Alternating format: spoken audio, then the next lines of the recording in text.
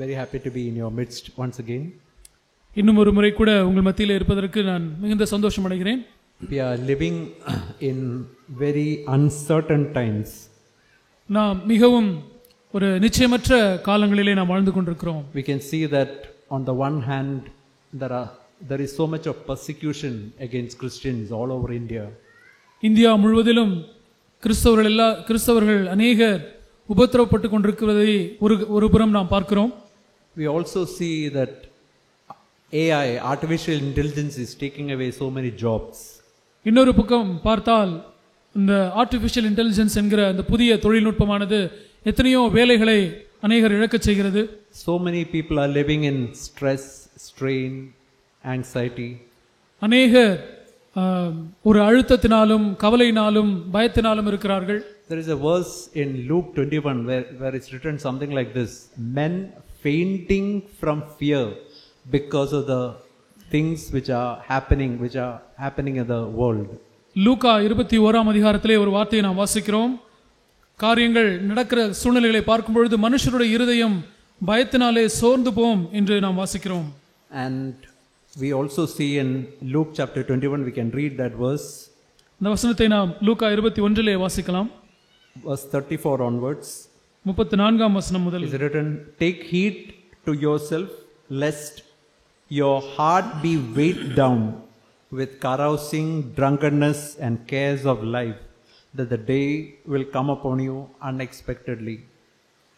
உங்கள் இருதயங்கள் பெருந்திண்டினாலும் வெறியினாலும் லௌகிக கவலைகளினாலும் பாரமடையாதபடிக்கும் நீங்கள் நினையாத நேரத்தில் அந்த நாள் உங்கள் மேல் வராதபடிக்கும் எச்சரிக்கையாயிருங்கள்.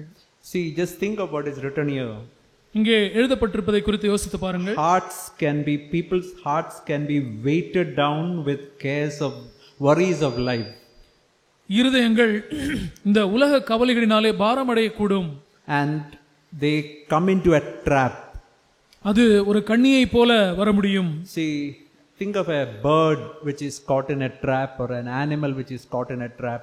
ஒரு வலையிலே சிக்கிக்கொண்ட ஒரு பறவையோ அல்லது ஒரு மிருகத்தையோ குறித்து யோசித்து பாருங்கள். That bird should fly in the air freely, animals should roam in the forest freely. ஒரு பறவையானது எந்த ஒரு கட்டுப்பாடும் இல்லாதபடிக்கு அது வானத்திலே பறக்க வேண்டியது, மிருகமானது காட்டுக்குள்ளாக அது விடுதலையாய் அது சஞ்சரிக்க வேண்டிய ஒரு caught in a trap. ஆனால் அது ஒரு வலையிலே சிக்கிக்கொண்டது. And that is the case of so many people today. இதுதான் அநேகருடைய ஒரு சூழ்நிலையாய் இருக்கிறது. And we can see in verse 35, for it will come as a snare or a trap on all those who dwell on the face of the whole earth. 35ஆம் வசனத்திலே வாசிக்கிறோம், பூமியில் எங்கும் குடியிருக்கிற அனைவர் மேலும் அது ஒரு கண்ணியை போல வரும். So that these are the days, we are coming to those days where people are in the snare or caught up in this trap of anxiety, fear, depression, discouragement, because of so many things which are taking place all around. நம்மை சுற்றிலும் நடக்கிற அநேக காரியங்களின் மூலமாக மனுஷர் கவலையினாலும் பயத்தினாலும் சோர்வினாலும் அது கண்ணியிலே சிக்கிக்கொண்ட ஒரு சூழ்நிலையை நாம் பார்க்கிறோம். Now what is the word for us?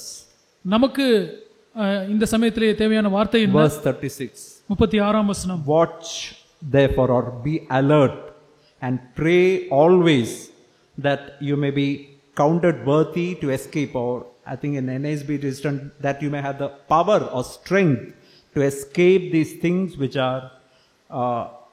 which will come to pass and stand before the Son of Man. 36ஆம் வசனம், ஆகையால் இனி சம்பவிக்க போகிற இவைகளுக்கெல்லாம் நீங்கள் தப்பி மனுஷகுமாரனுக்கு முன்பாக நிற்க பாத்திரவான்களாக எண்ணப்படுவதற்கு எப்பொழுதும் ஜெபம் பண்ணி விழித்திருங்கள் என்று தமிழில் இருக்கிறது. NASBயில் எப்படி இருக்கிறது என்றால், நீங்கள் இவைகளுக்கெல்லாம் தப்பி மனுஷகுமாரனுக்கு நிற்க பலனுள்ளவர்களாக இருக்கும்படிக்கு நீங்கள் ஜெபம் பண்ணுங்கள் என்று சொல்லி இருக்கிறது. So two things are written here, watch or be alert. இங்கே இரண்டு காரியங்கள் சொல்லப்பட்டிருக்கிறது, அதாவது விழித்திருங்கள். We have to be alert of the different things which are happening all around us. நம்மை சுற்றிலும் நடக்கிற எத்தனையோ காரியங்களுக்கு நாம் விழிப்புள்ளவர்களாக இருக்க வேண்டும். Not be sleepy. நாம் தூங்குகிறவர்களாக இருக்க கூடாது. And pray always. எப்பொழுதும் ஜெபம் பண்ண வேண்டியவர்களாக இருக்கணும். What is the meaning pray always? Nobody can be in the knees all the time. எப்படி நாம் எல்லா சமயத்திலும் முழங்காலில் இருந்து ஜெபிக்க முடியும்? No, it's written. See, prayer is something like breathing. Breathing is something we take all the time. ஜெபமானது நாம் சுவாசிப்பதை போல இருக்கிறது. ஏனென்றால் சுவாசிப்பது தான் நாம் எப்பொழுதுமே செய்கிற ஒரு We have காரியமாக to be in connection with God, asking, Lord, I need your help, Lord, every moment of the day. தேவனோடு தொடர்பிலே இருந்து ஆண்டவரை பார்த்து, ஆண்டவரே என்னுடைய வாழ்க்கையின் ஒவ்வொரு நாளிலும் ஒவ்வொரு க்ஷணப்பொழுதும் உம்முடைய உதவி எனக்கு தேவை என்று அவரிடத்திலே கேட்கிற ஒரு காரியம். As these waves of worries and discouragement and different things come, Lord, I want to be in connection with you. I want to be in constant connection and help. I need your help, Lord, every moment. கவலை, சோர்வு, பயங்கள் இப்படியெல்லாம் நம்மை சூழ்ந்து வரும்பொழுது ஆண்டவரோடு தொடர்பிலே நாம் இருந்து, ஆண்டவரே உம்முடைய உதவி எனக்கு எப்பொழுதும் தேவை என்று நாம் சொல்லுகிறவர்களாக இருக்க வேண்டும். Then only we can have power or strength to escape these things, and we will be able to stand before the Son of God. அப்பொழுது மாத்திரமே இவைகளுக்கு எல்லாம் நாம் தப்பி மனுஷகுமாருக்கு முன்பாக நாம் நிற்க நமக்கு பலனும் வல்லமையும் கிடைக்கும். Just remember these words: be alert, pray always. இந்த வார்த்தைகளை ஞாபகத்தில் வைத்துக் கொள்ளுங்கள். எப்பொழுதும் ஜெபம் பண்ணி விழித்திருங்கள். We all know that verse in Philippians chapter 4 where it is written, don't be anxious, but that means instead of being anxious you have to do something. பிலிப்பியர் 4ஆம் அதிகாரத்திலே இருக்கிற வசனத்தை நாம் அறிந்திருக்கிறோம். நீங்கள் ஒன்றுக்கும் கவலைப்படாமல் ஆனால் நீங்கள் தேவனிடத்திலே தெரியப்படுத்துங்கள் என்று சொல்லப்பட்டிருக்கிறது. So that means instead of getting worried, so instead of spending your time in worries and anxiety, do something different, something else. கவலைக்கும் பதஷ்டத்துக்கும் இடம் கொடுக்கிறதுக்கு பதிலாக நீங்கள் உங்கள் கவனத்தை வேறொரு காரியத்திலே நீங்கள் செலுத்துங்கள். What are these things? Philippians 4:6, I think 4:6 it is. By prayer, supplication and thanksgiving, let your requests be made known unto God. கவலைப்படுவதற்கும் சோர்வு அடைவதற்கும் பதிலாக நாம் என்ன செய்ய வேண்டும்? அங்கே பிலிப்பியர் 4:6 சொல்லப்பட்டிருக்கிறது, நாம் நம்முடைய விண்ணப்பங்கள், ஸ்தோத்திரங்கள், ஜெபங்கள், வேண்டுதல்களை தேவனுக்கு தெரியப்படுத்த வேண்டும். Three things: prayer and supplication, specific requests, and especially thanksgiving. Lord, thank you because you heard the prayer, you are in control of everything. நாம் விண்ணப்பம் செய்ய வேண்டும், ஜெப வேண்டுதல் செய்ய வேண்டும், அதாவது குறிப்பான வேண்டுதல் நாம் செய்ய வேண்டும். இன்னும் முக்கியமாக இவைகளெல்லாம் ஸ்தோத்திரத்தோட நன்றி செலுத்துதலோட தேவனுக்கு தெரியப்படுத்த வேண்டும். What happens then? Peace of God, which passeth all understanding, will guard your heart and mind in Christ Jesus. அப்பொழுது என்ன நடக்கும்? அப்பொழுது எல்லா புத்திக்கும் மேலான தேவ சமாதானம் உங்கள் இருதயங்களையும் உங்கள் சிந்தைகளையும் கிறிஸ்து இயேசுவுக்குள்ளாக காத்துக்கொள்ளும். My dear brothers and sisters, these should not be just verses in the Bible. They should be a reality in each of our life. எனக்கு அருமையான சகோதர சகோதரிகளே, இந்த வார்த்தைகள் எல்லாம் ஏதோ வேதத்தில் இருக்கிறதான வசனங்களாய் மாத்திரம் இருந்து விட வேண்டாம். நம்முடைய ஒவ்வொருவருடைய வாழ்க்கையிலும் அது உண்மையான காரியமாய் இருந்து விடட்டும். I am not just preaching to you, I am speaking to myself. Lord, I want this to be true in my own life. நான் உங்களுக்கு பிரசங்கிக்கிறது மாத்திரமல்ல, நான் எனக்கு நானே நான் சொல்லிக் கொள்கிறேன், ஆண்டவரே இந்த காரியம் என்னுடைய வாழ்க்கையிலே உண்மையா இருப்பதாக. We read in Isaiah chapter 6. ஏசாயா 6ஆம் அதிகாரத்திலே நாம் that Isaiah 6 starts with this phrase, in the year King Uzziah died. ஏசாயா 6ஆம் அதிகாரம் விதமாய் ஆரம்பிக்கிறது, உசியா ராஜா மரணமடைந்த வருஷத்தில். If you know the history of Uzziah, he was a good king. உசியா ராஜா அவருடைய சரித்திரத்தை நீங்கள் அறிந்திருப்பீர்களானால் அவன் ஒரு நல்ல ராஜாவாக இருந்தான். Prophet Isaiah had great expectation about him. தீர்க்கதரிசியாகிய ஏசாயா உசியா ராஜாவை குறித்த ஒரு நல்ல எதிர்பார்ப்பை வைத்திருந்தார். He was thinking the country of Judah can really come to a real good state and knowledge of God through him. தேவனை அறிகிற அறிவிலே இந்த யூதா தேசமானது நன்றான நல்ல நிலைமைக்கு வர முடியும் யூதா இந்த உசியா ராஜாவின் மூலமாக என்று ஏசாயா எதிர்பார்த்திருந்தார். But you know what happened? Uzziah, he went to the temple. He did what the king should not do. He sacrificed in the temple. ஆனால் உசியா என்ன செய்தான்? ராஜாக்கள் செய்ய தகாத அங்கே பலி செலுத்துகிற காரியத்தை அந்த தேவாலயத்துக்குள்ளாக சென்று அதை செய்தான். And as a result, he became a leper, and as a leper he died. அதன் விளைவாக அவனுக்கு குஷ்டரோகம் வந்தது. ஒரு குஷ்டரோகியாக அவன் மரித்தான். And Isaiah was thinking, Lord, what next? What is to be expected now for this country? அப்பொழுது ஏசாயா தேவனை பார்த்து கேட்கிறார், ஆண்டவரே காரியம் இப்படி ஆகிவிட்டதே, இப்பொழுது அடுத்து நாங்கள் என்ன செய்ய வேண்டும், என்ன எதிர்பார்க்க முடியும்? We also come into situations where we ask the same question, Lord, what next? How all these things are developing? I don't know what is happening, Lord. நமக்கும் இதே கேள்விதான் இருக்கிறது. ஆண்டவரே, காரியங்கள் விதமெல்லாம் நடக்கிறதே, நாங்கள் அடுத்து என்ன செய்வது, என்ன நம்பிக்கை இருக்கிறது என்று நாம் கேட்கிற நிலைமையில் இருக்கிறோம். Then he saw this vision that we also have to see this vision. அப்பொழுது ஏசாயா ஒரு தரிசனத்தை காண்கிறார். அந்த தரிசனத்தை தான் நாமும் காண வேண்டியவர்களாக இருக்கிறோம். The Lord sitting on the throne, high and lifted up, and train of his robe filling the temple. ஆண்டவர் உயரமும் உன்னதமுமான சிங்காசனத்தின் மேல் வீற்றிருக்கிறார். And seraphs, they are with six wings. Two they covered the face, two they covered the feet, and two they flew, and they cried out saying, Holy, holy, holy is the Lord of hosts. The whole earth is full of his glory. சேராபீன்கள் அவருக்கு மேலாக நின்றார்கள். அவர்களில் ஒவ்வொருவனுக்கும் அவ்வாறு சட்டைகள் இருந்தன. அவனவன் 2 சட்டைகளால் தன் முகத்தை மூடி, 2 சட்டைகளால் தன் கால்களை மூடி, 2 சட்டைகளால் பறந்து ஒருவரையொருவர் நோக்கி, சேனைகளின் கர்த்தர் பரிசுத்தர், பரிசுத்தர், பரிசுத்தர், பூமி அனைத்தும் அவருடைய மகிமையால் நிறைந்திருக்கிறது என்று கூப்பிட்டு சொன்னார்கள். I believe that is exactly what we also have to see. The Lord sitting on the throne, and we have to worship him. நாமும் இதே தரிசனத்தை தான் காண வேண்டியவர்களாக இருக்கிறோம். ஆண்டவர் சிங்காசனத்திலே வீற்றிருக்கிறார்.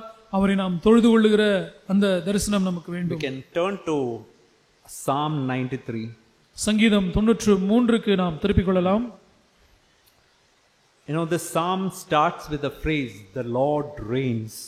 இந்த சங்கீதம் இவ்விதமாய் ஆரம்பிக்கிறது, கர்த்தர் ராஜரிகம் பண்ணுகிறார். Please remember, that is something that we have to remember always.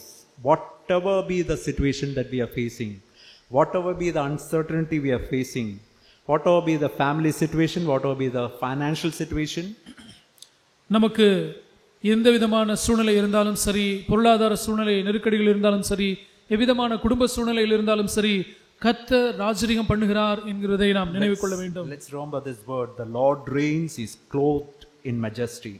கர்த்தர் ராஜரிகம் பண்ணுகிறார், மகத்துவத்தை அணிந்து கொண்டிருக்கிறார் என்பதை நாம் நினைவில் கொள்ளுவோம். The Lord is clothed, he has girded himself with strength. Surely the world is established so that it cannot be moved. கர்த்தர் பராக்கிரமத்தை அணிந்து அவர் அதை கச்சையாய் கட்டிக் கொண்டிருக்கிறார். ஆதலால் பூச்சக்கரம் அசையாதபடி நிலை பெற்றிருக்கிறது. Now see verse 3. This may be the thing that is happening in our life.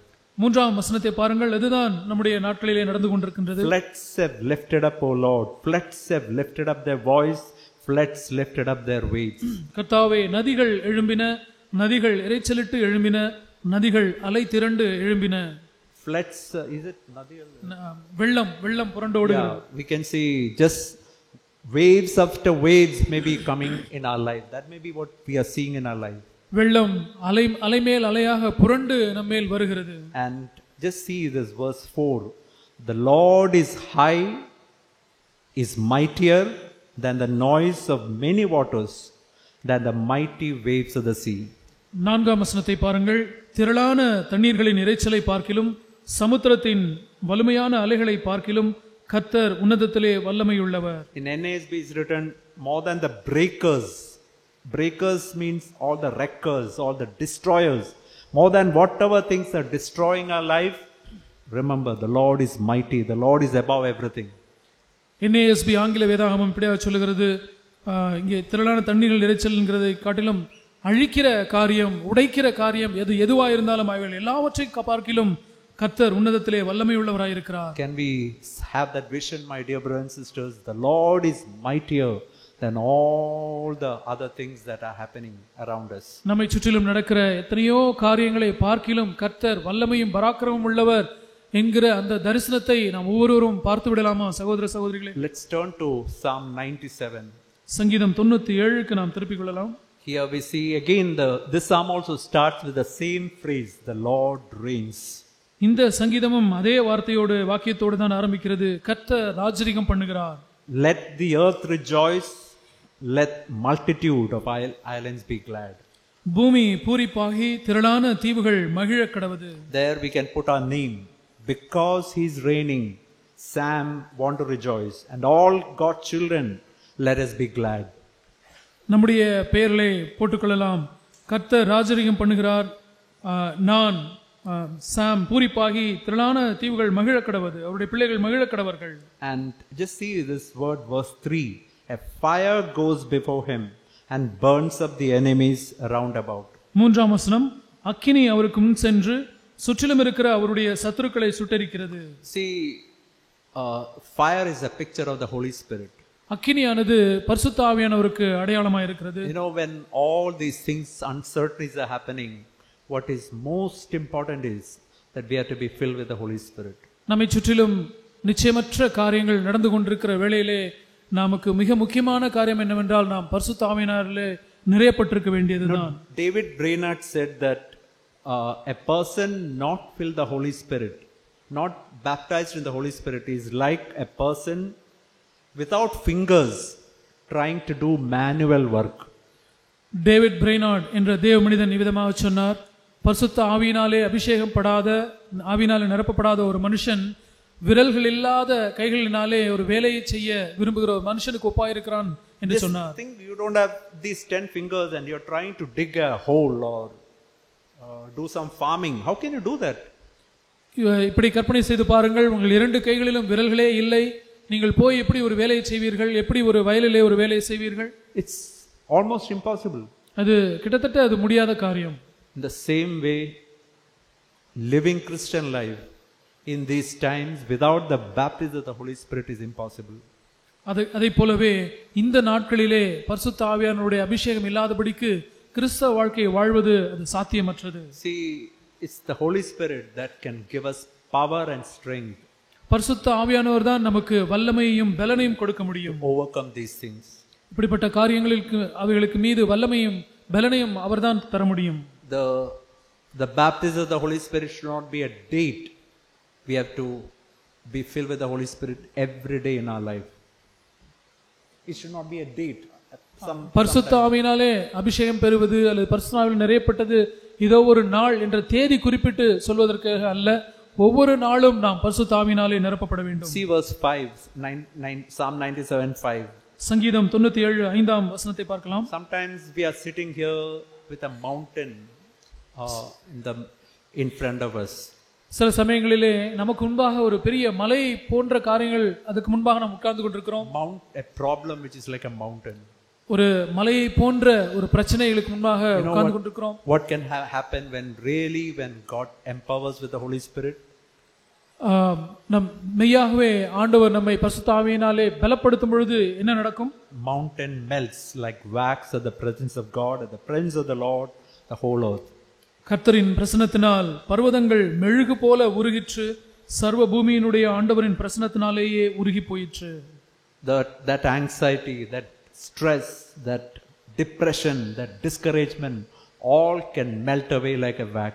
இந்த கவலை, சோர்வு, மன அழுத்தம் இவையெல்லாம் மெழுகு போல உருகி போய்விடும் அவருடைய வல்லமையினாலே. No, there is a English song which goes like this: how sweet to hold a newborn baby. ஒரு ஆங்கில பாடல் விதமாய் சொல்லுகிறது, ஒரு புதிதாய் பிறந்த குழந்தையை வைத்துக் கொள்வது எவ்வளவு இனிமையான ஒரு அனுபவம். And feels the pride and the joy he gives. அந்த குழந்தை கொடுக்கிறதான ஒரு பெருமிதமும் ஒரு சந்தோஷமும் அந்த குழந்தை கொடுக்கிறது எவ்வளவா இருக்கிறது. But greater still is the calm assurance that this child can face uncertain days because he lives. ஆனால் இதை காட்டிலும் மேன்மையான காரியம் என்ன தெரியுமா? வரப்போகிற நிச்சயமற்ற சூழ்நிலைகளிலே இந்த குழந்தை எத்தனையோ காரியங்களை சந்திக்க போகிறது. ஏனென்றால் ஆண்டவர் உயிரோடு இருக்கிறார். My dear young brothers and sisters, just remember this sentence. But greater still is the calm assurance that you young people can face these uncertain days because he reigns on high. வாலிப சகோதர சகோதரிகள், இதை நினைவில் வைத்துக் கொள்ளுங்கள். அவர் உயிரோடு இருக்கிறபடியினாலே நீங்கள் எதிர்காலத்திலே இருக்க போகிற நிச்சயமற்ற தன்மைகளை நீங்கள் சந்திப்பதற்கு உங்களுக்கு ஒரு உறுதியான நம்பிக்கை இருக்கிறது. Because he lives, I can face tomorrow. Because he lives, all fear is gone. அவர் உயிரோடு இருக்கிறபடியினாலே நான் என்னுடைய நாளைய தினத்தை சந்திக்க முடியும். And because he holds the future, life is worth the living because he lives. அவர் உயிரோடு இருக்கிறபடியினாலே இந்த வாழ்க்கை வாழ தகுதியானது. We can turn to Matthew chapter 6. மத்தேயு 6ஆம் அதிகாரத்துக்கு நாம் திருப்பிக் கொள்ளலாம். We can see here in verse 24 and 25. 24, 25 வசனங்களை பார்க்கலாம். No one can serve two masters, for either he'll hate one and love the other, or he'll be loyal to the one and despise the other. You cannot serve God and mammon. இரண்டு எஜமான்களுக்கு ஊழியம் செய்ய ஒருவனாலும் கூடாது. ஒருவனை பகைத்து மற்றவனை சிநேகிப்பான், அல்லது ஒருவனை பற்றிக் கொண்டு மற்றவனை அசட்டை பண்ணுவான். தேவனுக்கும் உலகப் பொருளுக்கும் ஊழியம் செய்ய உங்களால் கூடாது. You know how the next verse starts? அடுத்த வசனம் எப்படி ஆரம்பிக்கிறது பார்த்தீங்களா? Therefore, ஆகையால். that means because you cannot serve God and mammon. ஆகையால் என்பதற்கு பொருள் என்ன? நீங்கள் தேவனுக்கும் உலகப் பொருளுக்கும் ஊழியம் செய்ய கூடாது என்பதனாலே. Therefore I say to you, do not be anxious, do not worry about your life, what you have to eat. Do not be anxious. That's what he is telling. அப்படி இருக்கிறபடினாலே என்னத்தை உண்போம் என்னத்தை குடிப்போம் என்று உங்கள் ஜீவனுக்காகவும் என்னத்தை உடுப்போம் என்று உங்கள் சரீரத்துக்காகவும் கவலைப்படாதிருங்கள். You know why anxiety? Many anxieties come, many worries come. ஏன் अनेक விதமான கவலைகளும் பதட்டங்களும் வருகிறது தெரியுமா? Because mammon, material things, money has got a hold in our life. ஏனென்றால் நம்முடைய வாழ்க்கையிலே பணமும் உலகப் பொருளும் ஒரு பிடிப்பை நம்முடைய வாழ்க்கையிலே வைத்திருக்கிறது. And unless that hold goes, anxiety will never go.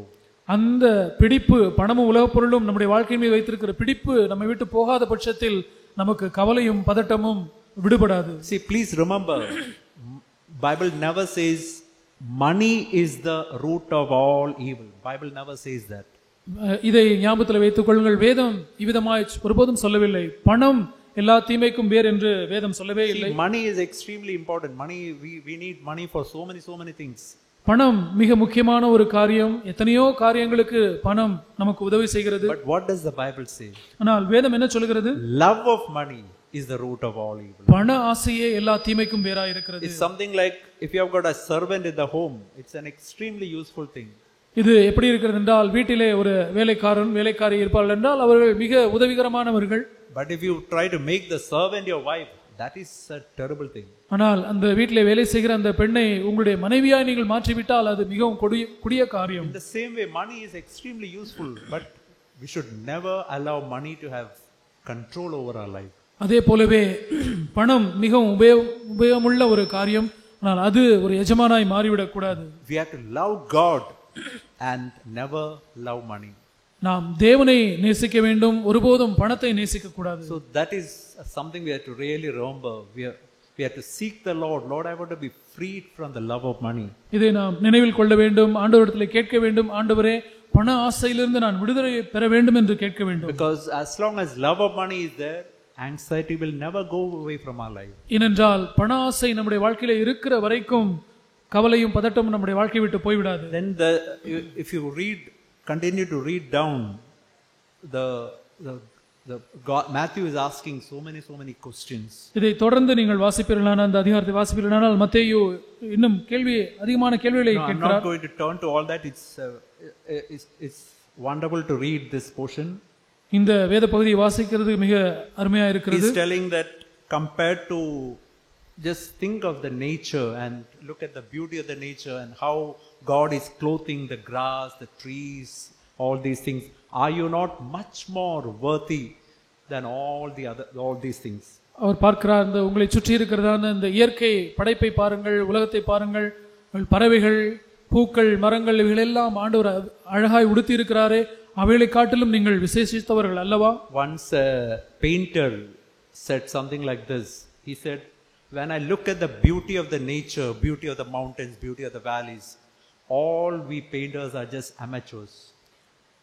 ஒரு ஓவிய கலைஞர் விதமாய் ஒரு முறை சொன்னார், இயற்கையிலே இருக்கிறதான அந்த அழகு, இந்த மலை, இந்த காரியங்கள் எல்லாம், பறவைகள், உயிரினங்கள் எல்லாம் பார்க்கும் பொழுது நாங்கள் ஓவியம் தீட்டுகிற நாங்கள் எல்லாம் பார்க்கும் பொழுது அதற்கு முன்பதாக கற்றுக்குட்டிகள் என்று சொன்னார். And he said, compared to all that, don't you think God is caring for you more than all these things? இவளை எல்லாவற்றை பார்க்கலும் தேவன் உங்களுக்கு அதிகமாய் உங்களுக்காக கரிசனைப்படுகிறார் என்று சொல்கிறார். Flower is there today, in 1 week or maybe few days it's gone, but God is caring much more for you. That is something that to believe. அந்த பூக்கள் ஒருவேளை ஒரு வாரம் இருக்கலாம், அதற்கு பிறகு அது காய்ந்து போய்விடுகிறது. ஆனால் தேவன் உங்களுக்காக அதிகமாய் கவலைப்படுகிறார். Verse 32, just see verse 32 is written, after all these things Gentiles seek, but your heavenly Father knows that you need all these things. 32ஆம் வசனம், இவைகளை எல்லாம் அஞ்ஞானிகள் நாடி தேடுகிறார்கள், இவைகள் எல்லாம் உங்களுக்கு வேண்டியவைகள் என்று உங்கள் பரமபிதா அறிந்திருக்கிறார். Remember that word all the time. I want to remember that all the time. My heavenly Father knows what I need. இதை நீங்கள் ஞாபகப்படுத்திக் கொள்ளுங்கள். நான் அநேக முறை அடிக்கடி இதை எனக்கு நானே ஞாபகப்படுத்திக் கொள்கிறேன். என்னுடைய பரமபிதா எனக்கு வேண்டியவைகள், இவைகள் எல்லாம் எனக்கு வேண்டியவைகள் என்று அறிந்திருக்கிறார். My heavenly Father knows my need. என்னுடைய பரலோக பிதா என்னுடைய தேவைகளை அறிந்திருக்கிறார். Whatever be your need, there is a heavenly Father who is caring for you. He knows exactly what I need. உங்களுடைய தேவை எதுவாய் வேண்டுமானாலும் இருக்கலாம். உங்களுடைய பரமபிதா உங்களுக்கு குறிப்பாக என்ன தேவை என்பதை அவர் நன்றாய் அறிந்திருக்கிறார். But just see next verse. Seek first his kingdom and his righteousness, and all these things will be added to you. அதற்கு அடுத்த வசனத்தை பாருங்கள். முதலாவது தேவனுடைய ராஜ்யத்தையும் அவருடைய நீதியையும் தேடுங்கள், அப்பொழுது இவைகள் எல்லாம் உங்களுக்கு கூட கொடுக்கப்படும். See, seeking God's kingdom first does not mean we have to go to full time work. That's not the meaning. தேவனுடைய ராஜ்யத்தை முதலாவது தேடுவது என்றால் நாம் முழு நேர ஊழியத்துக்கு போக வேண்டும் என்பது பொருள் அல்ல. Or come to church and do so many service in the church. That's also not the meaning. அல்லது சபைக்கு வந்து எத்தனையோ வேலைகளை செய்ய வேண்டும் என்பதும் அல்ல. Please remember, today we are living in a democracy. இதை ஞாபகத்தில் வைத்துக் கொள்ளுங்கள். இன்றைக்கு நாம் ஒரு மக்களாட்சி சூழ்நிலையிலே நாம் வாழ்ந்து கொண்டிருக்கிறோம். We cannot say the Prime Minister Modi, his word is a word for all the people in the citizens in the country. No, we cannot say that in a democracy.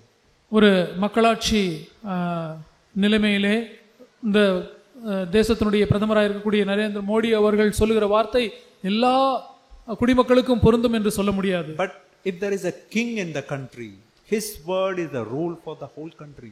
ஆனால் ஒரு நாட்டிலே ஒரு ராஜா இருப்பாரானால் அவருடைய வார்த்தை அந்த முழு தேசத்துக்கும் பொருத்தமானது. Whatever the king says, everybody is supposed to obey. They have to obey. அந்த ராஜா என்ன சொல்கிறாரோ அது எல்லாரும் அதற்கு கீழ்ப்படிய வேண்டும். That is the meaning of kingdom. God should be the king in my life. அதுதான் ராஜ்யம் என்றால் பொருள். அவர் என்ன சொல்கிறாரோ அதுக்கு நாம் கீழ்ப்படிய வேண்டும். So what is the meaning of seeking God's kingdom first? தேவனுடைய ராஜ்யத்தை முதலாவது தேடுவது என்றால் அதுக்கு என்ன அர்த்தம்? Can we really say what thoughts I should think God determines? நான் எவ்விதமான சிந்தனையை நான் சிந்திக்க வேண்டும் என்பதை தேவன் தான் தீர்மானிக்கிறார் என்று நாம் சொல்ல முடியுமா? Where my eyes should go, God should determine. என்னுடைய கண்கள் எந்த திசையிலே பார்க்க வேண்டும் என்பதை தேவன் தான் தீர்மானிக்க வேண்டும் என்று சொல்ல முடியுமா? How should I use my tongue? God should determine. நான் எவ்விதமாய் என்னுடைய நாக்கை பயன்படுத்த வேண்டும் என்பதை தேவன் தான் தீர்மானிக்கிறார் என்று சொல்ல முடியுமா? What should I hear? God should determine. நான் என்னத்தை கேட்க வேண்டும் என்பதை தேவன் தான் தீர்மானிக்கிறாரா? What should be my ambition? God determines. என்னுடைய லட்சியங்கள் எல்லாம் எதுவா இருக்க வேண்டும் என்பதை தேவன் தான் தீர்மானிக்கிறாரா? We may not come to that life. அந்த ஜீவனுக்கு நாம் ஒருவேளை வந்துராமல் இருக்க முடியும். Lord, I want to seek that life where you are the king in every area. ஆனால் ஆண்டவரே, நீர் தான் என்னுடைய வாழ்க்கையின் ஒவ்வொரு பகுதியிலும் ராஜாவா இருக்கிறீர் என்ற அந்த வாழ்க்கைக்கு நாம் வர வேண்டும். நாம் whenever I fall, I want to quickly repent, and Lord, I want such a life where you should be the ruler in every realm of life. நான் ஒரு தவறி நான் இந்த காரியங்களிலே நான் விழுந்து போய்விட்டாலும் திரும்பமாக எழுந்து ஆண்டவரிடத்திலே, ஆண்டவரே நீரே என்னுடைய வாழ்க்கையின் ஒவ்வொரு பகுதியிலும் ஆளுகை செய்கிறவராய் இருக்க வேண்டும் என்று நாம் திரும்பி அவரிடத்திலே வந்து விட வேண்டும். I want to tell you, my dear brothers and sisters, if you seek God's kingdom first and his righteousness, எனக்கு அருமையான சகோதர சகோதரிகளே, நீங்கள் தேவனுடைய ராஜ்யத்தையும் அவருடைய நீதியையும் நீங்கள் தேடுவீர்களானால், what does it say here? All these things will be added to you. இங்கே என்ன சொல்லப்பட்டிருக்கிறது?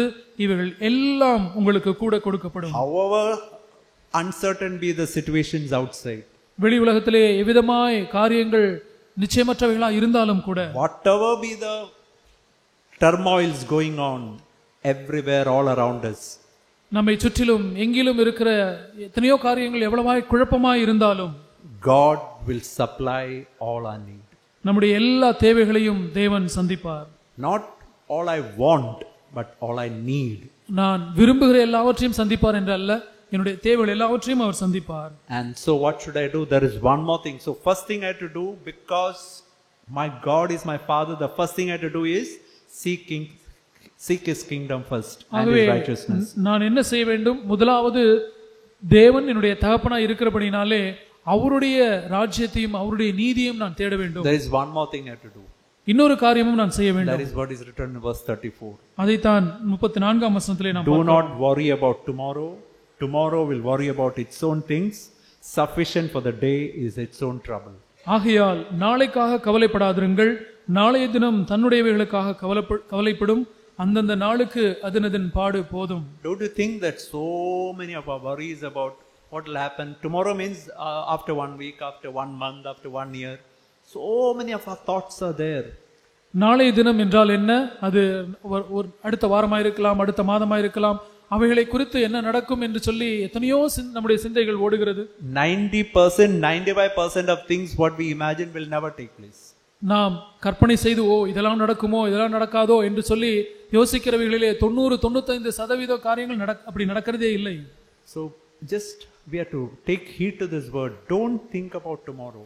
ஆகவே நாளைய தினத்திற்காக கவலைப்படாதிருங்கள் என்ற வார்த்தைக்கு நாம் செவி கொடுக்க வேண்டும். Sufficient for the day that its own trouble. That means I have to today itself I am going to meet so many things which I have to take decisions and to look to God. Let me be busy with that. அந்தந்த நாளுக்கு அதனதன் பாடு போதும். அப்படி என்றால் என்ன அர்த்தம்? நான் இந்த நாளிலே நான் எத்தனையோ காரியங்களை செய்ய வேண்டியிருக்கிறது, எத்தனையோ காரியங்களை குறித்து தீர்மானிக்க வேண்டியிருக்கிறது, அதை செய்தால் போதும். See, C.S. Lewis in his book Screwtape Letters, he said a wonderful thing like this. C.S. Lewis என்பவர் தன்னுடைய Screwtape Letters என்று சொல்ல புத்தகத்திலே விதமாய் அவர் எழுதியிருக்கிறார். He said that every human being has got 4 time periods.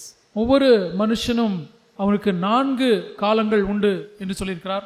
The first time period is the past, all that happened till we can say yesterday. முதல் காலம் என்னவென்றால் நேற்று வரை, அதாவது கடந்த காலம், எனக்கு நேற்று வரை நடந்த காரியங்கள்.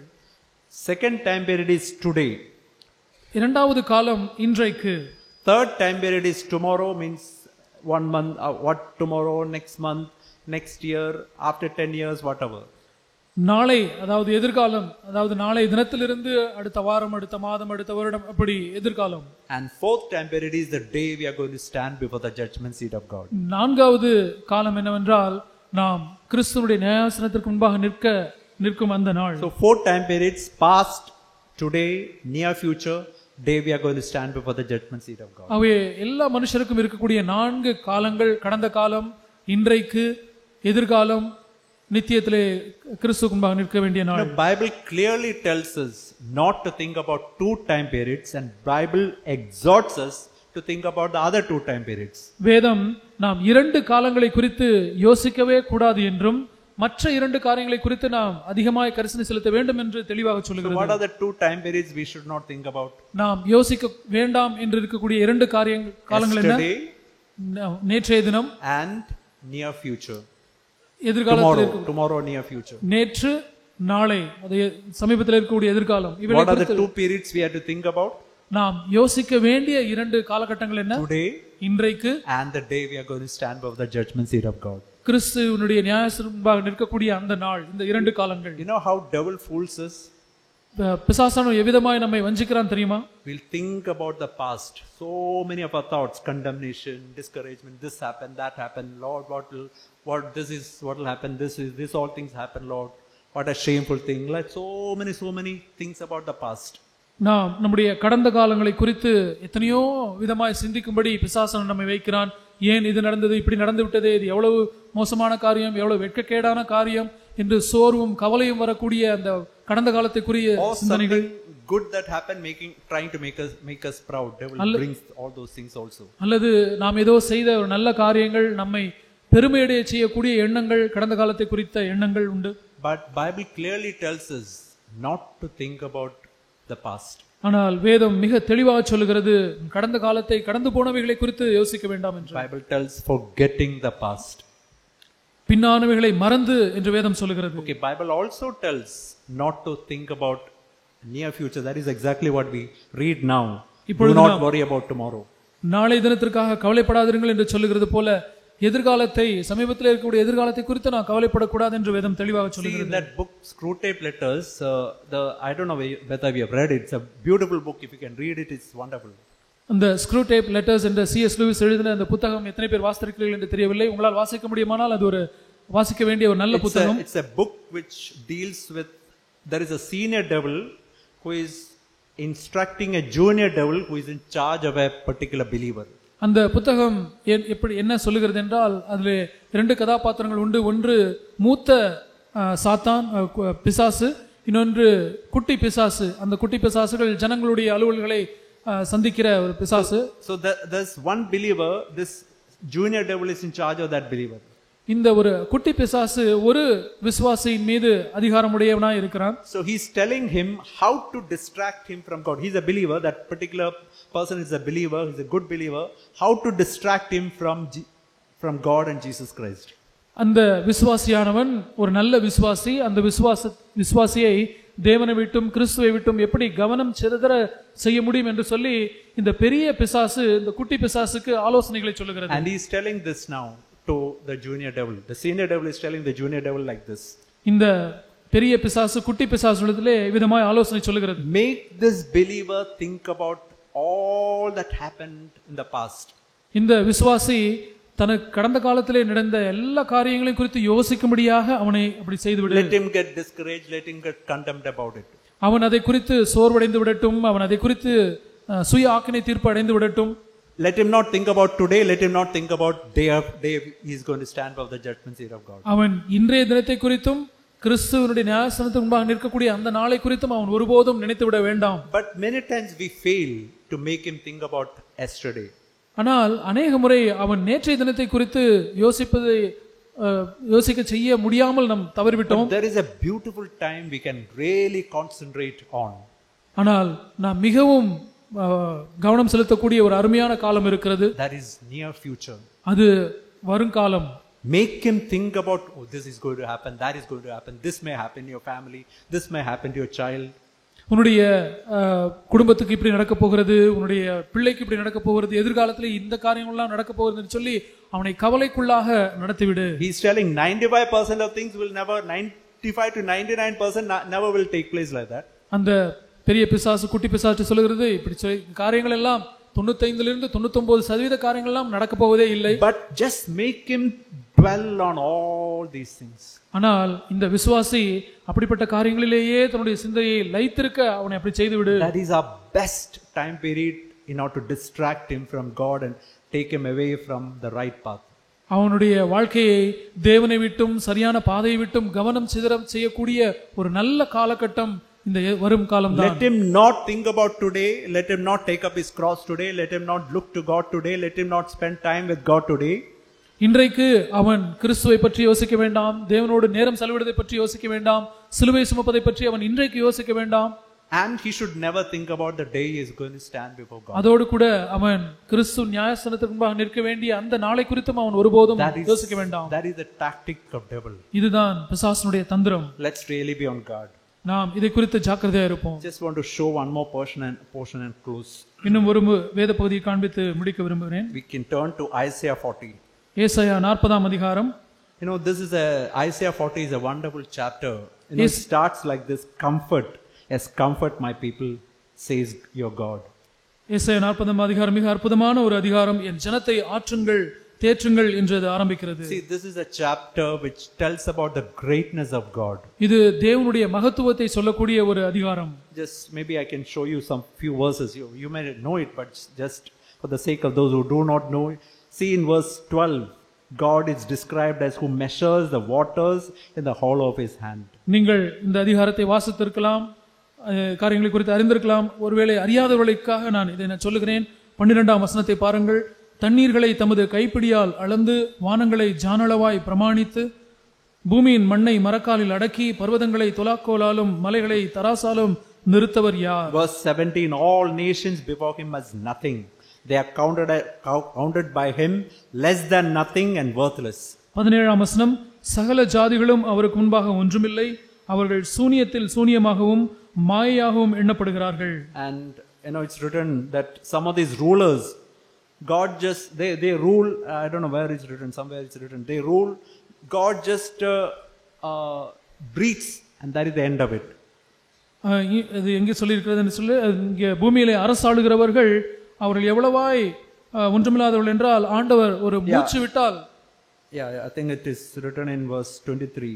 23ஆம் வசனம், அவர் பிரபுக்களை மாயையாக்கி பூமியின் நியாயாதிபதிகளை அவாந்தரமாக்குகிறார். And then he's telling, just look at the stars, and that is in verse 26. Lift up your eyes on high, see, and he's counting all the stars. He's calling by their name, because of the greatness of his might and the strength of his power, none of them is missing. 26ஆம் வசனம், உங்கள் கண்களை ஏறெடுத்து பாருங்கள், அவைகளை சிருஷ்டித்தவர் யார்? அவர் அவைகளின் சேனையை லக்கத்திட்டமாய் புறப்பட பண்ணி அவைகளை எல்லாம் பேர் பேராக அழைக்கிறவராமே. அவருடைய மகா பலத்தினாலும் அவருடைய மகா வல்லமையினாலும் அவைகளில் ஒன்றும் குறையாமல் இருக்கிறது.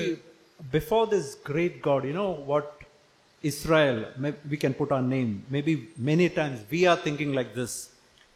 இந்த மகத்துவமான தேவனுக்கு முன்பாக நாம் யார், இஸ்ரவேலே என்று சொல்லி இருக்கிறது, நம்மை நாம் அங்கே வைத்துக் கொள்வோம். Many times we think like this. நாம் இவ்விதமாக அநேக முறை நாம் யோசிக்கிறோம். Verse 27. 27ஆம் வசனம், God is asking, why do you say, O Jacob? You can put my name. Why do you say, O Sam? My way is hidden from the Lord. My just claim has passed over by my God. யாக்கோபே, இஸ்ரவேலே என்று சொல்லி ஆண்டவர் கேள்வி கேட்கிறார். நம்முடைய பெயர்களை நாம் அங்கே போட்டுக்கொள்ளலாம். சாம், என் வழி கர்த்தருக்கு மறைவாயிற்று என்றும் என் நியாயம் என் தேவனிடத்தில் எட்டாமல் போகிறது என்றும் நீ சொல்வானேன். This is what we say many times. God is not looking at my problems. I am going through all these problems. He is not looking why I am dwelling and why I am just mulling in all these problems. நாம் அநேக முறை விதமாகத்தான் நாம் சொல்லிக் கொள்கிறோம், ஆண்டவர் ஏன் என்னை கவனிக்கிறதில்லை, எத்தனையோ காரியங்கள் எனக்கு நடக்கிறது, ஆண்டவர் அதை குறித்து அக்கறை படுகிறவர் போல தெரியவில்லை என்று நாம் சொல்லுகிறோம். Just I want to read verse 28. Have you not known, have you not heard?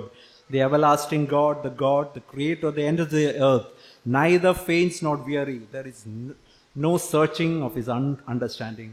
28ஆம் வசனம், பூமியின் கடையாந்தரங்களை சிருஷ்டித்த கர்த்தராகிய அநாதி தேவன் சோர்ந்து போவதுமில்லை, இளைப்படைவதுமில்லை. இதை நீ அறியாயோ, இதை நீ கேட்டதில்லையோ? அவருடைய புத்தி ஆராய்ந்து முடியாதது. Just think verse 29. He gives power to the weak, and to those who have no might he increases strength. 29ஆம் வசனம், சோர்ந்து போகிறவனுக்கு அவர் பலன் கொடுத்து சத்துவம் இல்லாதவனுக்கு சத்துவத்தை பெருக பண்ணுகிறார். To the person who does not have any strength, to such person he gives strength. பலனே இல்லாத ஒரு நபருக்கு தேவன் பலனை கொடுக்கிறார். Youth who are powerful, they faint, they get weary. Young men utterly fall. இளைஞர் இளைப்படைந்து சோர்ந்து போவார்கள், வாலிபரும் இடறி விழுவார்கள். But just see verse 31. But those who wait on the Lord shall renew their strength. They shall mount up like wings, like eagles, and run and not be weary, walk and not be faint. 31ஆம் வசனத்தை பாருங்கள். ஆனாலும் கர்த்தருக்கு காத்திருக்கிறவர்களோ புது பலன் அடைந்து கழுகுகளைப் போல செட்டைகளை அடித்து எழும்புவார்கள். அவர்கள் ஓடினாலும் இளைப்படையார்கள், நடந்தாலும் சோர்ந்து போகார்கள். See, think of an eagle. இந்த கழுகை பற்றி யோசித்து பாருங்கள். Whatever the mountain you put before it, it can fly over it. எவ்விதமான மலையை அதற்கு முன்னாக வைத்தாலும் அதை தாண்டி அது பறந்து சென்று விடும். God can give us wings like eagles to fly over these mountains. இப்படிப்பட்ட மலைகள் மீது பறந்து செல்வதற்கு நமக்கு தேவன் செட்டைகளை கொடுக்க முடியும். What should I do? அதற்கு நான் என்ன செய்ய வேண்டும்? It's written verse 31. Those who wait on the Lord. 31ஆம் வசனம் சொல்லுகிறது, கர்த்தருக்கு காத்திருக்கிறவர்கள். What is the meaning of waiting on the Lord? கர்த்தருக்கு காத்திருப்பது என்றால் என்ன அர்த்தம்? Many times I thought, Lord, what is the meaning? Waiting on the Lord means what? அநேக சமயத்தில் நாம் இப்படி யோசிக்கிறோம், ஆண்டவரே காத்திருக்கிறது, உமக்கு காத்திருக்கிறது என்றால் என்ன? But then I understood. See, these chapter divisions came many years ago, many years later. நான் இவ்விதமாக நான் யோசித்திருக்கிறேன். இப்ப பாருங்கள், இந்த அதிகார பிரிவு இது வேதம் ஆரம்பத்திலே கொடுக்கப்பட்டது இல்லை, அநேக வருடங்களுக்கு பிறகு what is written in chapter 41 verse 1? 41ஆம் அதிகாரம் 1ஆம் வசனத்தில் என்ன எழுதியிருக்கிறது தெரியுமா? Silence before me, O coastal land, let the people renew their strength. தீவுகளே எனக்கு முன்பாக மௌனமாயிருங்கள், ஜனங்கள் தங்கள் பலனை புதிதாக்கிக் கொள்வார்கள். That is the meaning of waiting on the Lord. அதுதான் கர்த்தருக்கு காத்திருக்கிறது என்றால் பொருள். His presence, Lord, I want to just remain silent. நாம் எதையும் சொல்ல தேவையில்லை, நாம் தேவனுக்கு முன்பாக அமைதலாய் இருக்க வேண்டும். I just want to be before you and be filled with the Holy Spirit and gain strength for my life. அவருடைய சமூகத்துக்கு முன்பாக நின்று அமைதலாய் மௌனமாய் இருந்து ஆவியினாலே நிறைந்து என்னுடைய தேவைகளுக்கு ஏற்ற பலனை அவருடைய சமூகத்திலிருந்து பெற்றுக்கொள்ள முடியும். Do we know that life of just going to his presence, keeping silence just concentrating on Him and dwelling on Him. தேவனுடைய பிரசன்னத்துக்கு சென்று எதையுமே பேசாமல் மௌனமாக இருந்து அவர் மீதே கவனத்தை செலுத்தி அவரிடத்திலிருந்து பலனை பெற்றுக்கொள்ளுகிற இந்த வாழ்க்கை உங்களுக்கு அனுபவமா இருக்கிறதா? Please remember, God has created us for Him to enjoy Him. இதை ஞாபகத்தில் வைத்துக் கொள்ளுங்கள். தேவன் நாம் அவரை அனுபவித்து சந்தோஷமா அனுபவிக்கும்படியாய்த்தான் நம்மை அவர் சிருஷ்டித்திருக்கிறார். That is why we have to go to His presence, be silent, just concentrate on Him. Say, Lord, I don't want anything. I just want to enjoy your presence. அதனால் தான் நாம் அவருடைய சமூகத்திலே சென்று, ஆண்டவரே எனக்கு எதுவுமே வேண்டாம், உம்மை நான் அனுபவிக்க விரும்புகிறேன் என்று சொல்லி அவரிடத்திலே நாம் பலனுக்காக கேட்கலாம். That is to pray always. அதுதான் எப்பொழுதும் ஜெபம் பண்ண வேண்டும் Then என்ற we can பொருள். get strength for all these things which are taking place. அது நம்மை சுற்றிலும் நடக்கிற எல்லா காரியங்களுக்கும் தேவையான பலனை நமக்கு அது தரும். I want this in my own life, to really live in His presence. மெய்யாகவே அவருடைய பிரசன்னத்திலே தரித்திருந்து அப்படி நான் பலனை பெற்றுக்கொள்ள என்னுடைய வாழ்க்கைக்கும் நான் அப்படியா நான் விரும்புகிறேன். தேவன் நமக்கு உதவி செய்வாராக.